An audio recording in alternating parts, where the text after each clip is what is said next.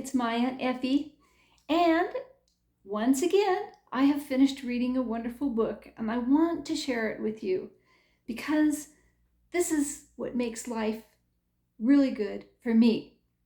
So, the name of the book is News of the World, and it is written by Paulette Jiles. Let me see if I can get a picture of Paulette Jiles to show up here for you. Okay, so this book is also a National Book Award finalist, which is no small thing. All right, so this book was also made into a movie starring Tom Hanks. And it's, I have not seen the movie, but I saw a preview of it and it looked really good.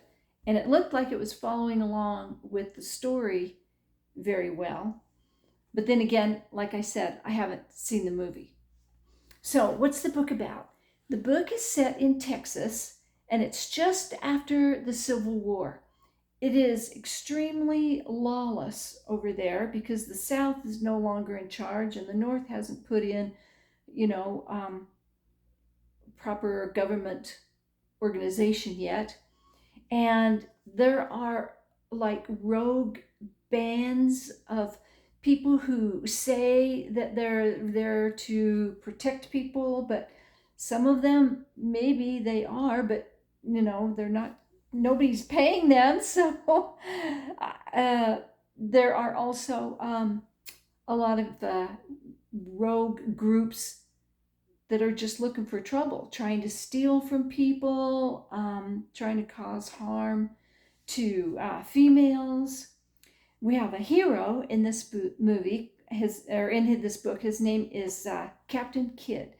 And what Captain Kidd does is he drifts around Texas from one community to another, and he does public readings of newspapers for 10 cents. So this is, to me, the idea of like going to a movie and being entertained by somebody else. So all he's doing is reading the newspaper, but people don't have very much entertainment. It's a chance to socialize, and news is not that easily shared. And so when he buys papers, he buys them papers from all over the place, and he picks articles that are not politically inflaming.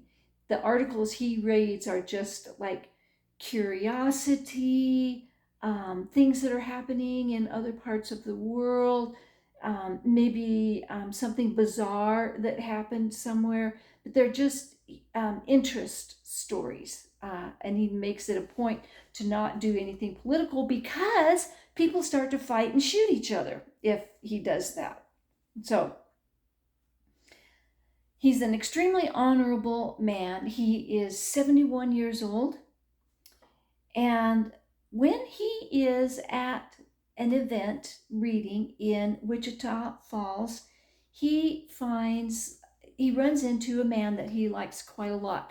This is a black man, and both he and this guy have been exposed to the Indians of the area, and made friends with some people, but certainly not all, but they know how to behave themselves. So this guy gives Captain Kidd a $50 gold coin to deliver a child to her relatives. This child, her name is Johanna or Joanna. There's an H in there, so I'm going to call her Johanna. Her family was captured by the Indians, and everybody in the family was killed, and Joanna was taken by the Indians and made a part of the tribe. She has lived with them for, if I'm remembering right, it's 4 years. So she's like 11 right now, and she got taken when she was, I think, 8.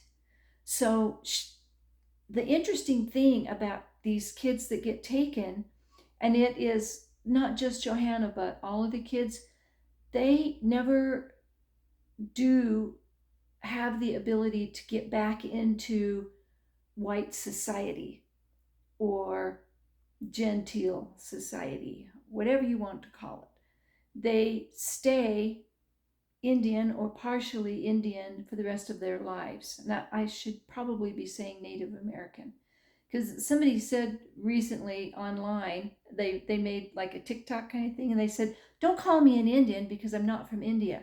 So I'll say Native American. The name of the tribe is Kiowa.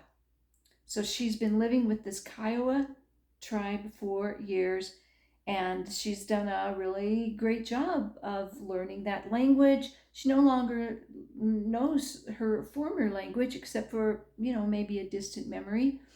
And her original language was German, but it seems like she did know some English.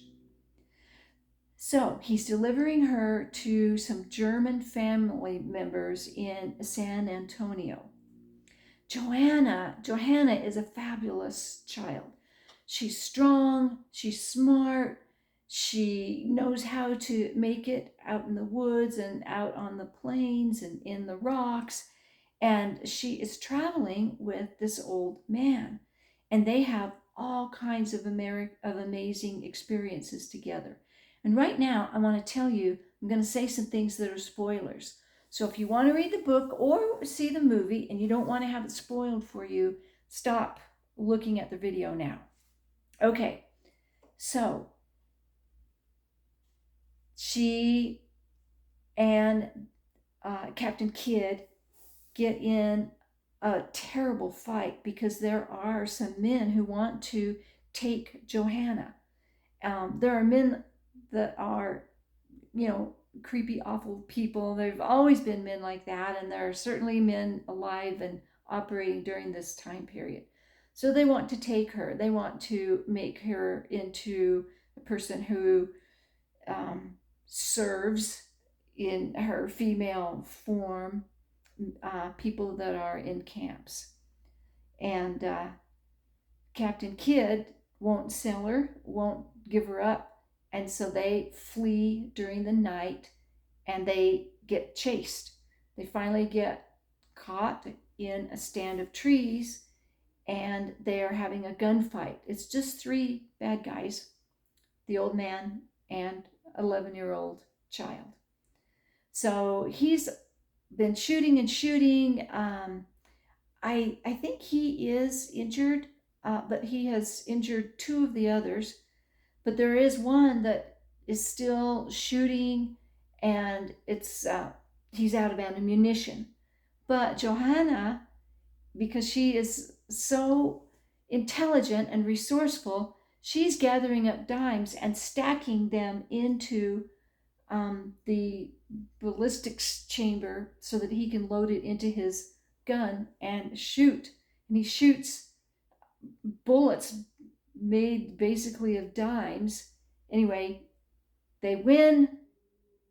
All three of the bad guys are disabled. The one that's finally running at the end, Johanna, starts down the hill after him with her knife in her teeth, and he calls her back. The old man, Captain Kidd, calls her back because Johanna is going to take his scalp. And he says, no, polite people don't take scalps. So he's trying to train her during their travels across country. Sometimes when they stop at a place, that he will get a hold of some women and ask them to give her clothing. And so she'll be carrying a pair of boots around her neck. She'll be wearing a dress that she just kind of wads up and tucks into the back of her waistband so that she can move around and do things. It's fascinating. It's so much fun. Finally, Captain Kidd ends up outside of San Antonio and delivers her to her people. And he doesn't really like what he sees, but he did accept $50 for it. He can't give it back because the $50 bought the wagon and the horses that were used to transport Johanna there. He leaves Joanna because they are rightfully the family members, but he doesn't have a good feeling about it. He goes into town, visits with people, and finds out that they're really, really awful and that she's going to have a terrible life with them. So he struggles, what's he going to do with a child like that?